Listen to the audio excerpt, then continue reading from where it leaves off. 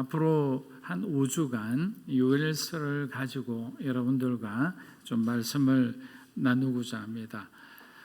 기도하는 가운데 지금 현재 이 시대에 가장 필요한 말씀이 뭘까 이렇게 할 때 갑자기 이제 요엘서가 떠올랐고 좀 말씀을 읽어보는 가운데 지금 우리 성도들과 나누면 좋겠다 그런 마음이 있어서 오늘부터 말씀을 나눕니다. 오늘 1강은 여러분들에게 좀 많은 정보를 좀 드려야 되기 때문에 여러분들이 내용이 좀 많더라도 잘 이해해 주시기 바랍니다. 요엘서의 시대적 배경은 사실 명확하지 않습니다. 그래서 오히려 온 시대를 아우를 수 있는 그러한 책이라 할 수 있습니다. 대부분의 선지자는 자신이 처한 어떤 시대적인 상황에 대해 비교적 상세하게 기록하고 있습니다. 왕의 이름은 물론이고 구체적인 사건을 기록하므로 독자들로 하여금 언제 어느 때 어떻게 일어난 일인지를 잘 알려주는 거예요. 그러나 요엘은 그 어떤 정보도 우리에게 주고 있지 않습니다. 심지어는 왕의 이름도 나오지 않아요. 그래서 한 유명한 구약 신학자는 그가 우리에게 주고 있지 않은 것을 굳이 우리가 밝힐 필요가 없다라고 말하기도 했습니다. 그렇게 요엘서의 장점은 만약에 요엘서가 남북 이스라엘 시대를 배경으로 한다면 그 배경의 관점에서 읽어도 하나님의 메시지를 얻을 수 있고, 느헤미야와 에스라 시대라는 또 설도 있기 때문에 바벨론 포로 후기 이때 배경으로 우리가 읽어도 또 그 당시에 맞는 하나님의 메시지가 있는 거예요. 그리고 오늘 여기에 앉아 있는 저와 여러분에게도 그 당시보다는 종말이 가까웠기 때문에 그 종말에 있을 하나님의 심판에 대한 영적인 그 경각심을 얻을 수 있는 그런 아주 묘한 매력이 있는 그런 요엘서다 할 수 있습니다.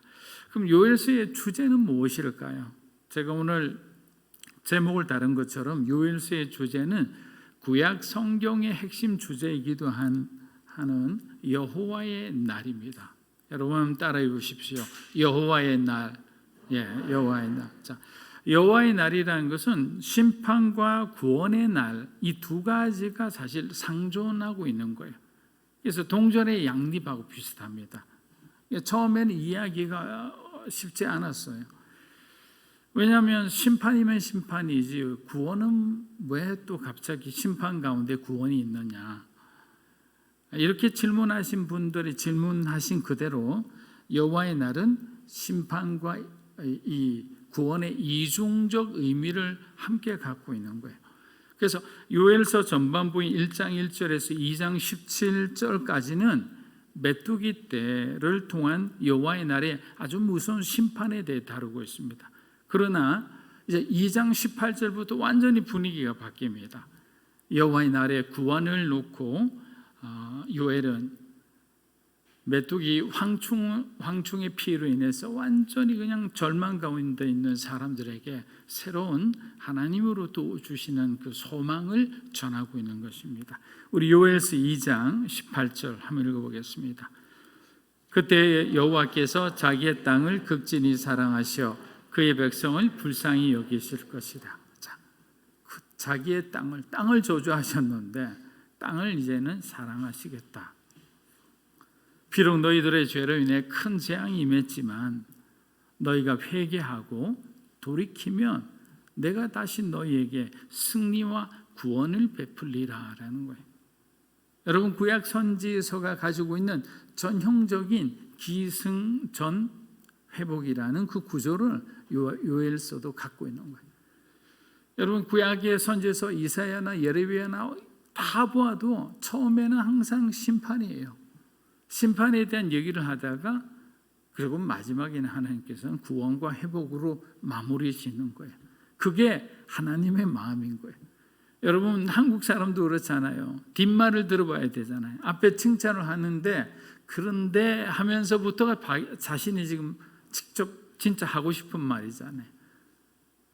바로 이사야에서 바로 뒤에 나오는 예레미야 뒤에 나오는 그 말이 바로 하나님께서 자신을 지으신 인간들에게, 이스라엘 백성들에게 하고 싶은 마음이에요. 그 마음은 뭐냐?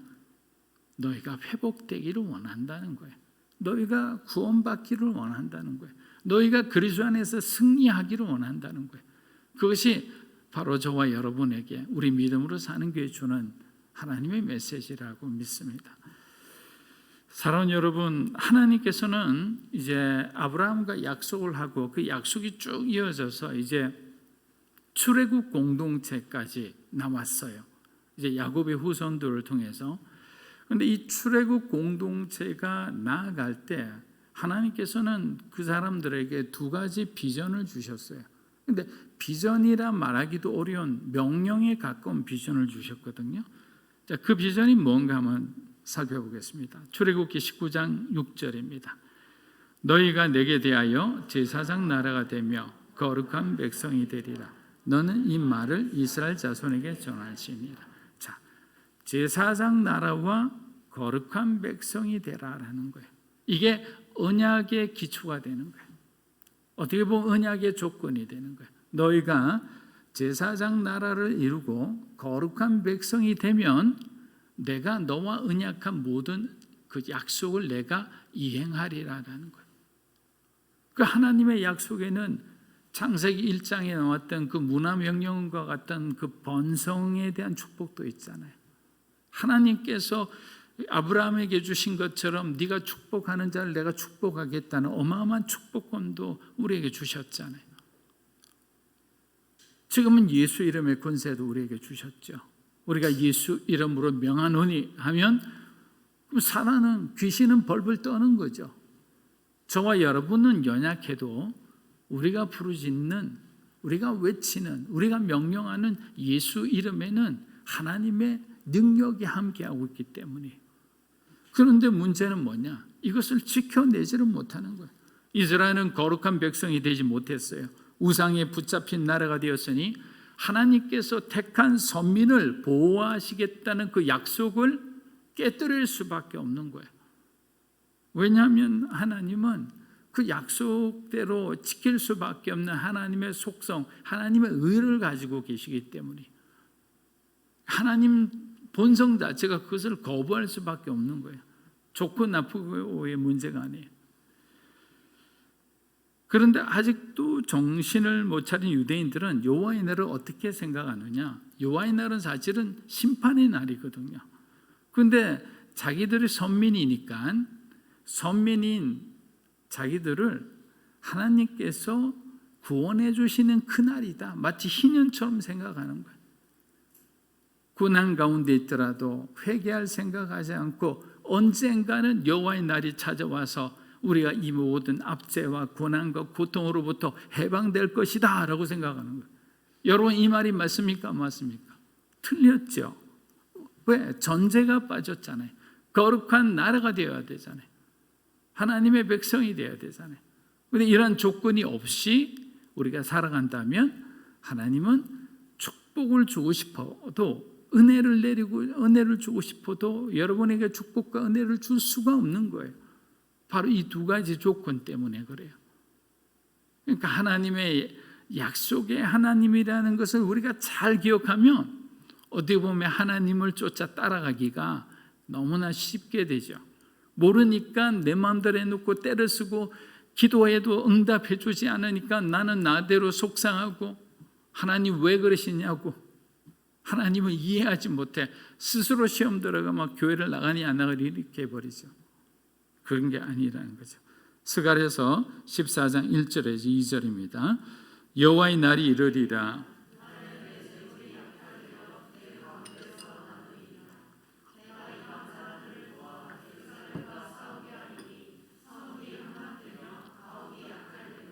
부녀가 욕을 당하며 성읍 백성이 절반이나 사로잡혀 가려니와 남은 백성은 성읍에서 끊어지지 아니하리라. 자, 바벨론에 의해 멸망당한 그 BC 586년은 스가랴와 요엘이 말하는 여호와의 심판의 날이었어요. 하나님께서 직접 바벨론을 움직이셨어요. 그걸 신학적으로는 하나님의 능동적 행동이라는 거예요. 보통 하나님은 그냥 관찰하시는 하나님이신데 이 심판에서만큼은 하나님은 굉장히 능동적으로 먼저 움직이신 거예요. 바벨론을 격동하신 거예요. 그래서 결국 심판이 우리에게 올 수밖에 없는 거죠. 그러나가 항상 있습니다. 그러나 동시에 경건한 남은 자를 구원하여 하나님은 또 그 언약을 이어가시는 분이다라는 거예요. 다 멸망시키지 않는 거죠. 자, 심판과 구원이 동시에 상존하는 모순적인 상황은 항상 일어날 수밖에 없어요. 왜 그런 줄 아세요? 하나님의 성품 안에는 사랑과 공의라는 성품이 있거든요. 그런데 하나님의 공의는 바로 여기 나오는 여호와의 날의 심판과도 같아요. 죄를 보면 반드시 심판해야 돼요. 안 할 수가 없는 거예요. 그런데 하나님의 사랑은 여호와의 날의 구원과도 같은 거예요. 심판 가운데 있는 우리를 지키고 보호하시는 거예요. 그래서 십자가는 늘 모순이 일어나는 거예요. 공의와 사랑이 충돌하는 곳이 십자가라 했잖아요. 그러므로 예수 믿는 우리는 이제 아무것도 염려하지 않아도 되죠. 영적인 부분만큼만 보면 그렇습니다. 왜냐하면 예수님께서 저와 여러분의 죄를 이미 다 사해 주셨잖아요. 우리는 예수님을 우리의 구원자로 믿고 믿음으로 고백했잖아요. 그럼 우린 구원받은 거잖아요. 마지막 최후의 심판의 날 주님 앞에 당당하게, 좀 부끄러운 마음도 많겠죠. 지은 죄가 많으니까. 그러나 그래도 하나님 앞에 떳떳하게 설 수 있는 그날이 우리에게는, 그리고 여러분에게는 찾아오리라 믿습니다. 그런 믿음으로 살아가는 거죠. 구원받은 자로서의 어떤 당당함, 하나님만이 우리에게 주시는 그 시큐리티, 그 안정감, 세상이 어떻게 하더라도 하나님은 절대로 나를 포기하지 않으리라는 그런 어떤 안전감이 있으면 우리는 무엇이든지 할 수 있는 거예요. 그런데 설마 혹시 끝까지 나를 지켜주실까라는 물음표를 가지면 인간관계 안에서도 정말 깊이 있는 어떤 관계는 형성하지 못해요. 왜? 그 사람에 대한 신뢰가 없기 때문에. 사도행전 2장 16절에서 18절 한번 읽어보겠습니다. 이는 곧 선지자 요엘을 통하여 말씀하신 것이니 일러서되 말세에 내 영을 모든 육체에 부어주리니 너희의 자녀들은 예언할 것이요 너희의 젊은이들은 환상을 보고 너희의 늙은이들은 꿈을 꾸리라. 그때 내가 내 영을 내 남종과 내 여종에 부어주리니 그들이 예언할 것이요. 자, 이 구절 어디서 많이 보지 않았나요? 요엘서 2장 28에서 29절이에요. 요엘서가 사실 많은 대중들에게 알려진 가장 큰 계기는 베드로하고 바울이 요엘의 말씀을 인용해서 이렇게 사용했기 때문이에요. 베드로는 자신의 시대에 강하게 역사하신 그 오순절 성령 사역을 설명할 때 어떻게 할까 하다가 바로 그 요엘서 2장에 있는 그 말씀을 찾아서 자신의 복음에 연결시켜서 많은 사람들에게 이렇게 전했던 겁니다. 바울 역시 요엘서 2장 32절 말씀을 인용해서 로마서 10장 말씀에 그는 사용합니다. 요엘서 2장 32절 말씀은 누구든지 여호와의 이름을 부르는 자는 구원을 얻으리니라 했습니다. 그럼 우리 로마서 10장 13절 한번 읽어보겠습니다. 누구든지 주의 이름을 부르는 자는 구원을 받으리라. 여러분 신기하지 않아요? 그러니까 신약에 있는 이 사도와 제자들은 구약의 말씀을 그만큼 사모하고 그만큼 굉장히 말씀에 해박했다는 거예요. 그래서 그 말씀을 자신의 신학에 연결시켜서 예수 그리스도의 복음을 더욱더 완성해 나갔던 거예요. 저 구약이 없는 신약은 어떻게 됩니까? 거짓이죠. 창조가 없는데 어떻게 타락이 있습니까? 반대로 신약이 없는 구약도 존재할 수가 없는 거죠. 메시아신 예수 그리스도가 없는 기독교를 우리가 어떻게 상상이나 할 수 있겠습니까? 신약과 구약은 결국에는 예수 그리스도로 이어지는 거죠. 연결되는 거죠. 그리고 하나가 되는 겁니다. 사랑하는 여러분, 요엘서는 이사야, 예레미야, 에스겔, 다니엘과 같은 대선지서가 아닙니다. 분량이 아주 적은 소선지서임에도 시대를 관통하는 그 하나님의 메시지를 담고 있기 때문에 3장밖에 되지 않지만 그 3장 분량 이상의 엄청난 그런 영향력을 끼치고 있는 것입니다.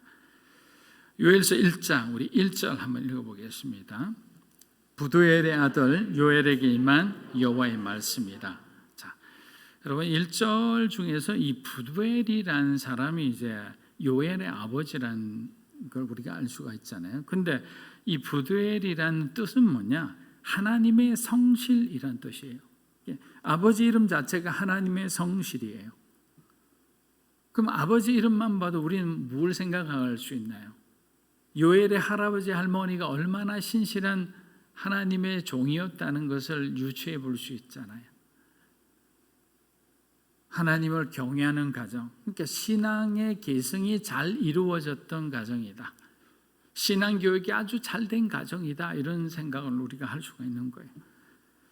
그럼 요엘이란 이름의 뜻은 무엇일까요? 요엘은 당시 사람들이 사실 많이 사용하는 이름이었어요. 특별한 이름이 아니었어요. 여호와는 하나님이시다 이런 뜻이에요. 요엘이라는 거, 요는 여호와라는 뜻이고 엘은 하나님이잖아요. 여호와는 하나님이시다. 우리로 말하면 김은혜, 주찬양, 이요한 이렇게 막 쓰잖아요. 성경 이름. 마치 그런 이름이에요. 그런데 요엘서를 보면 요엘이 어떤 부분이 굉장히 감동적으로 다가왔냐면 마치 중보자처럼 자신의 이 메시지를 듣는 백성과 자기 자신을 동일시하는 장면이 나옵니다. 그게 이제 1장 13절과 1장 16절에 나오는데 그는 뭐라고 얘기하느냐면 나의 하나님이 너희의 하나님이고 동시에 우리의 하나님이다 라고 합니다. 그리고 백성들이 겪는 고통에 대해서 너희들만의 고통이 아니라 나의 고통이고 우리의 고통이다 라고 합니다. 이것은 굉장히 중요한 관점입니다. 우리 중보기도자가 굉장히 힘든 이유가 제가 만약에 어떤 형제를 위해 기도하면 하나님께서 저에게 중보기도에 어떤 은사를 주셨다면 그 사람의 어떤 고난과 고통이 기도하는 자에게 그대로 느껴져서 마치 그냥 해산에 어떤 수고를 하는 것 같은 그런 어떤 시간을 겪을 수밖에 없거든요. 그런데 선지자로서 그냥 밋밋하게 전하는 것이 아니라 그는 메시지 속에 자신도 들어갔던 거예요. 자신을 객관화시키지 않고 자신도 들어가서 그 메시지 안에 한 대상이라 생각하고 한 죄인이라 생각하면서 그는 자기 자신을 그들과 함께 있도록 했던 거예요. 사랑하는 여러분, 우리는 이러한 요엘의 성육신적 이 소통의 방법을 우리도 배웠으면 합니다. 복음을 전하는 자가 만약에 제가 자기만 주관화시키고 다른 사람의 아픔과 고통에 대해서 객관적인 입장을 가지고 있다면 누가 그 지도자의 말을 신뢰하고 따를 수 있겠어요? 책임지지도 않는데 편한 길만 찾으러 가려고 하는데. 그런데 우리 예수님께서 만약에 성육신 하셨을 때 예수님은 신성과 인성을 똑같이 가지고 계셨기 때문에 그 신성의 능력으로 모든 고난과 유혹을 완전히 이겨내고 만약에 편안하게 공생의 시간을 보내셨다면 과연 복음이 이토록 강한 능력을 가질 수 있었을까요? 그렇지 않죠. 예수님은 가장 낮은 자의 고통부터 가장 부한 자들의 아픔까지 모두 안고 십자가에 돌아가셨어요. 저와 여러분의 모든 죄를 다 가지고 가신 거예요. 그리고 주님께서는 공생의 내내 단 한 번도 편하게 쉴 자리 없이 사랑하는 자들의 그 구원을 위해서 눈앞에 고난과 불편함을 마다하지 않으셨던 거예요. 이사야는 그런 예수님을 가리켜 뭐라고 말씀하느냐면 그는 멸시를 받아 사람들에게 버림받았으며 간구를 많이 겪었으며 우리의 질고를 아는 자다 그랬습니다. 여러분 여기서 그냥 마음에 감동이지 않으세요? 예수님이 어떻게 살으셨는지 멸시를 받았을 뿐만 아니라 간구를 많이 겪었으며 우리의 질고를 아는 자다. 여기서 이제 우리는 그냥 멈출 수밖에 없죠. 여러분들도 누가 가장 신뢰가 되던가요? 어떤 사람에게 여러분의 마음이 가던가요? 여러분의 마음을 이해할 수 있는 사람이잖아요. 주님은 직접 모든 인간의 고난을 스스로 당하셨기 때문에 우리가 겪는 그런 마음의 갈등들, 순간순간 이어지는 그런 어떤 유혹의 찰나의 유혹들, 이거 다 알고 계시는 거예요. 예수님 왜 유혹을 안 받으셨어요? 유혹을 다 받으셨죠. 그러나 그 유혹을 품지 않으셨어요. 그 유혹을 물리치셨어요. 여러 가지 시험을 예수님은 하나님의 말씀으로 다 이겨내셨어요. 이겨내고 물리치셨기 때문에 예수님이 죄가 없는 가운데 십자가에 오를 수 있었던 거예요. 근데 저와 여러분은 때로는 유혹이 오면 그 유혹을 피해야 하는데, 도망가야 하는데도 불구하고 그냥 뭔데 어느 정도 안전거리라고 생각하는데 그냥 두고 계속 보는 거예요. 만지려고 하니까 용기가 나지 않고 그냥 이렇게 치워버리려고 하니까 아쉽고, 굉장히 위험한 경계선에 우리가 계속 두고 볼 때 언젠가는 무너질 수밖에 없어요. 치워야 되는 겁니다. 지금 여러분의 마음 가운데 하나님을 향해서 올곧게 나아가는데 조금이라도 여러분 방해가 되는 것이 있다면, 여러분 오늘을 기점으로 여러분들이 깨끗이 정리하시기를 주의 이름으로 축복합니다. 남아있으면 안 되는 거예요. 하나님의 것으로 채우세요. 더 좋은 것이 많잖아요. 우리는 다시 한번 요엘서 1장 1절 한번 읽어보겠습니다.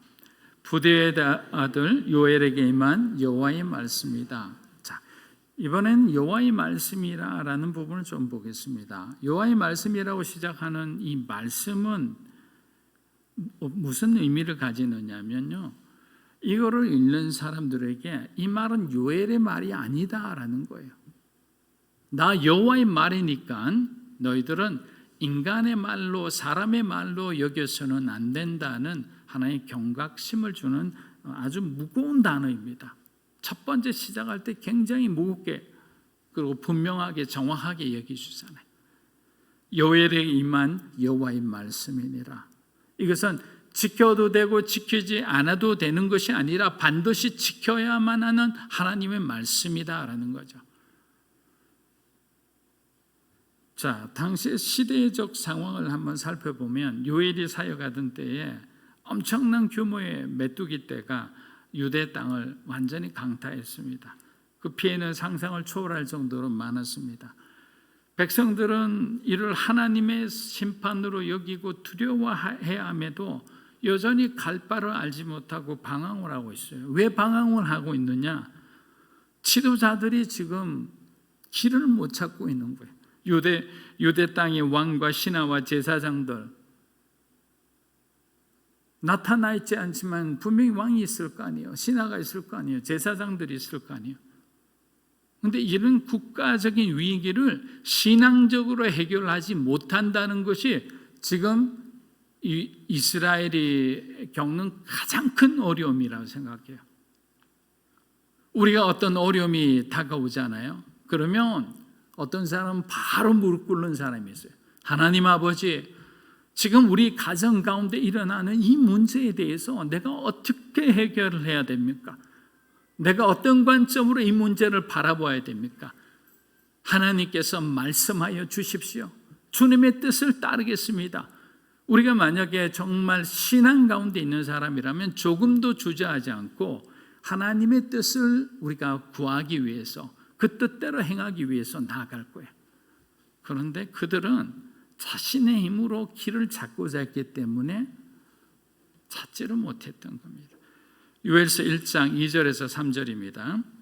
늙은 자들아 너희는 이것을 들을지어다. 땅의 모든 주민들아 너희는 귀를 기울일지어다. 너희의 날에나 너희 조상들의 날에 이런 일이 있었느냐?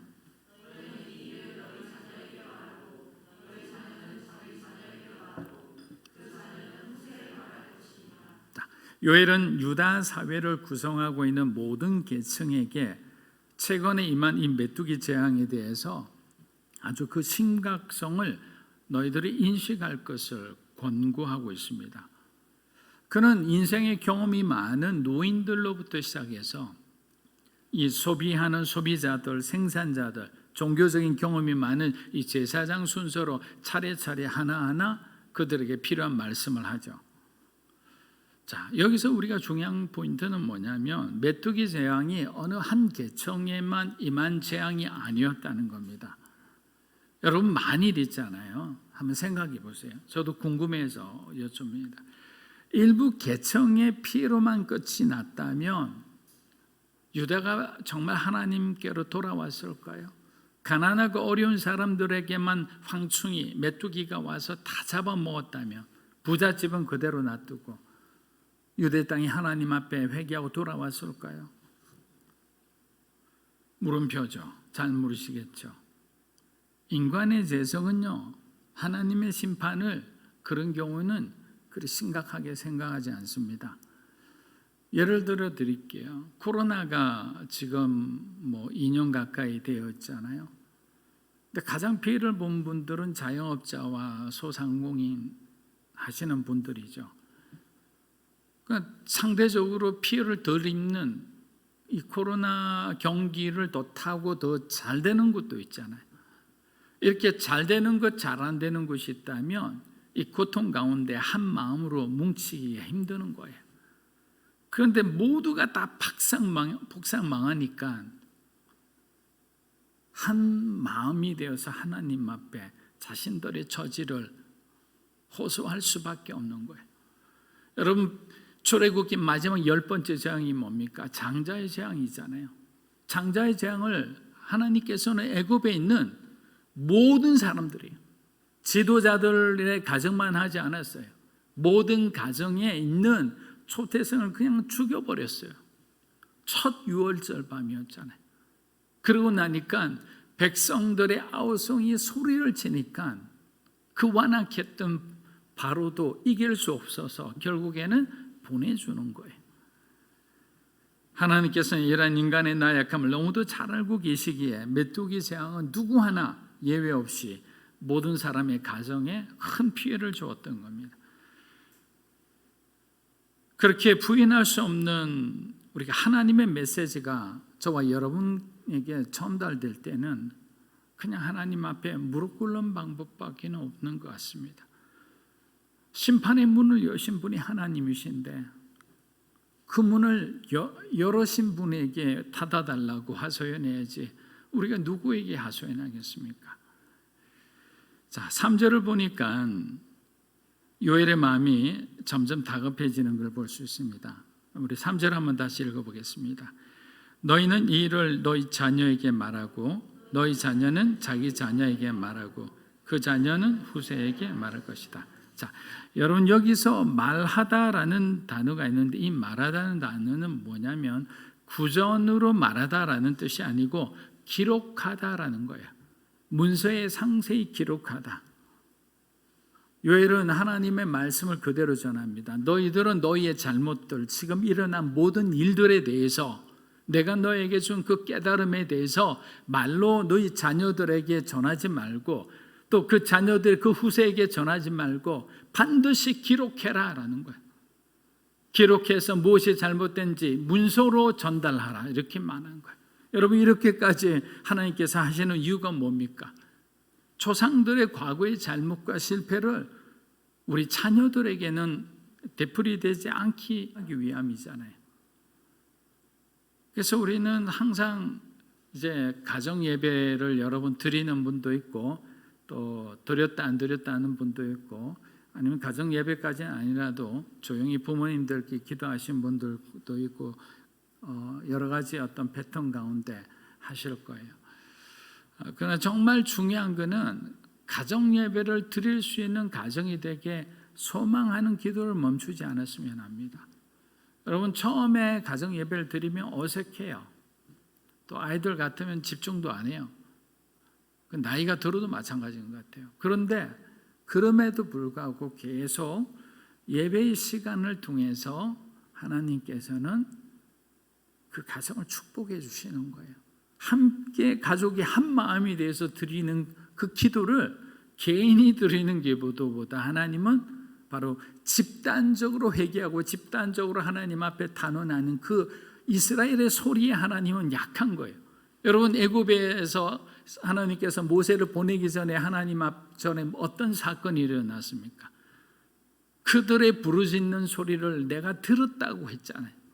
여러분 가정이 한 마음이 돼서 하나님께, 하나님의 거룩한 가정이 되게 해달라고 한번 부르짖어 보세요. 하나님이 들으시리라 믿습니다. 그러면 가정을 소망하고 나가는 거예요. 이제 결혼하는 사람들은 처음부터 막 그런 어떤 걸 아예 그냥 세팅을 해버려야 돼요. 남편이든 아내가 될 사람이 다른 생각하지 않게 지속적으로 가는 겁니다. 값비싼 교훈을 받았음에도 그들은 신앙 개성을 제대로 하지 못하고 얼마나 많은 죄와 심판과 회복의 과정을 반복했습니까? 이곳에 계신 저와 여러분들도 예외는 아닌 것 같습니다. 하나님께서 만약에 반복해서 저와 여러분에게 어떻게 단호하게 말씀하신 것들이 있다면, 우리들의 삶을 통해 깨닫게 해주신 것들이 있다면 우린 절대로 잊어서는 안 됩니다. 반드시 기억해서 주신 깨달음대로 그래도 한 걸음씩 한 걸음씩 나아가는 겁니다. 사사시대를 한번 보십시오. 그들이 어떻게 했는지. 사사기 2장 우리 10절에서 11절입니다. 그 세대의 사람도 다 그 조상들에게로 돌아갔고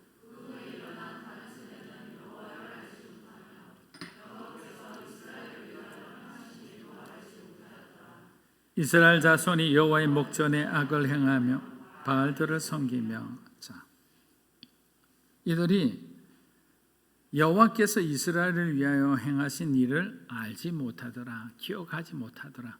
그러니까 이 말은 뭡니까? 신앙 개성이 안 됐다는 거예요. 기록해서 그들을 가르치지 못했다는 거예요. 결국 하나님에 대해서 아무것도 모르는 사람들만 남아 있으니까 그냥 농사 안 짓던 사람들이 이제 농경 문화에 적응을 해야 되는 상황이었거든요.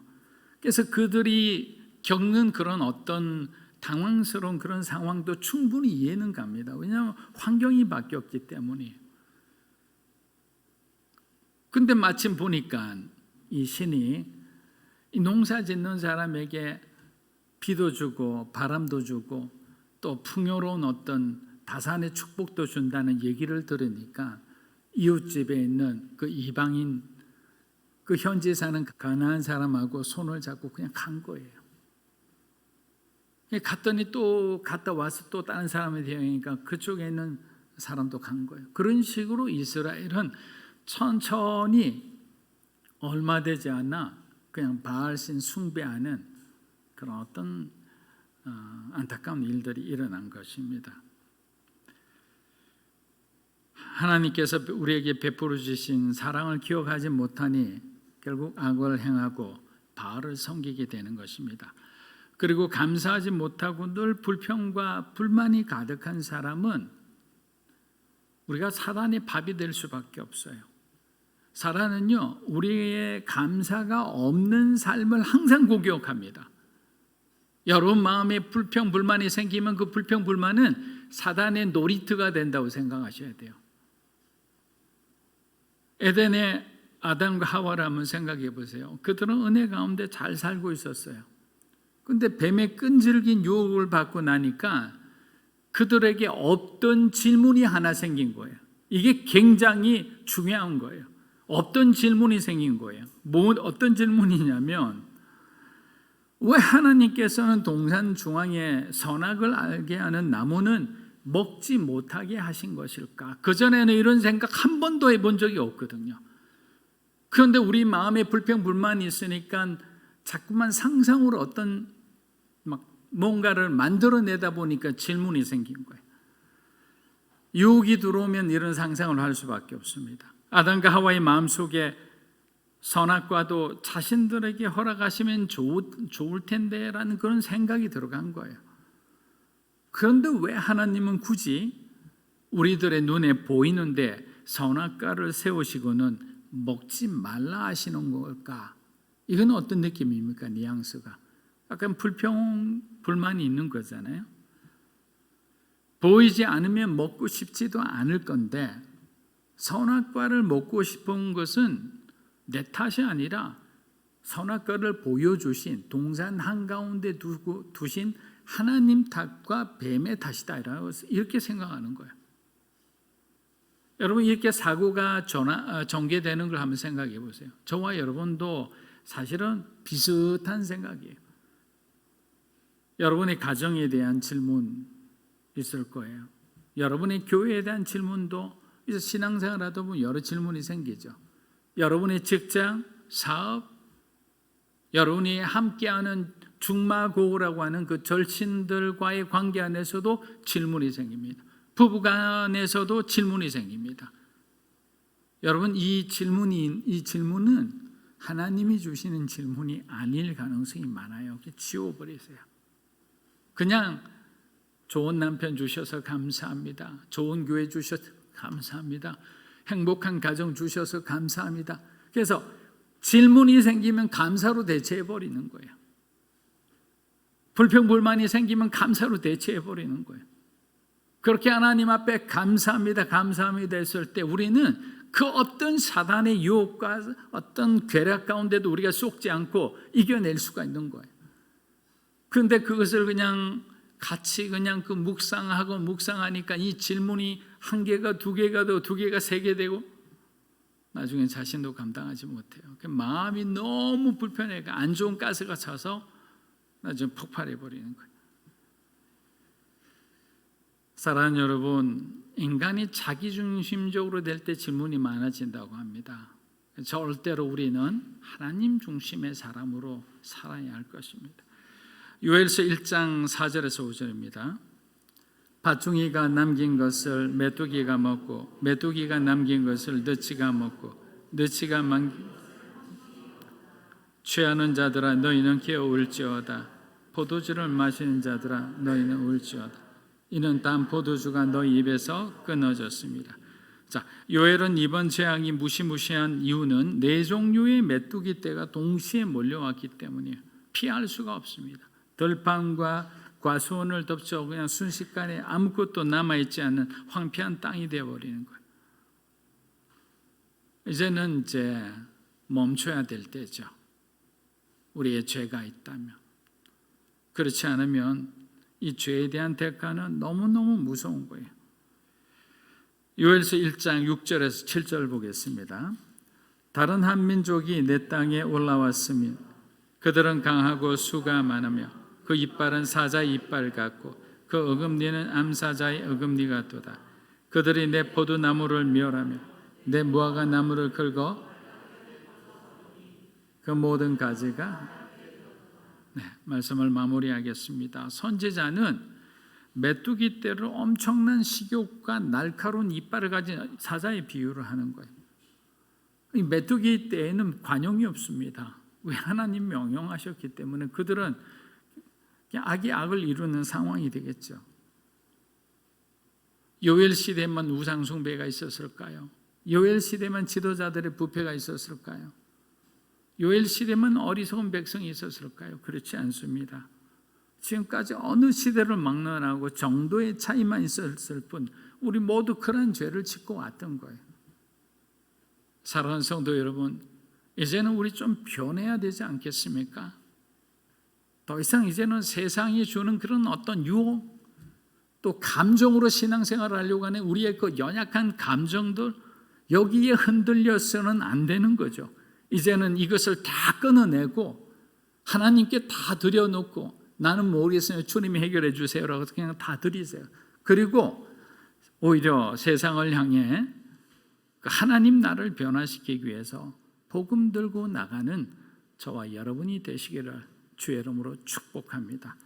오늘도 우리를 구원하신 예수 그리스도의 은혜를 생각하며 진정한 그 여호와의 그 승리의 날, 구원의 날을 바라보고 살아가는 우리 성도 여러분의 삶이 되기를 주님의 이름으로 축복합니다.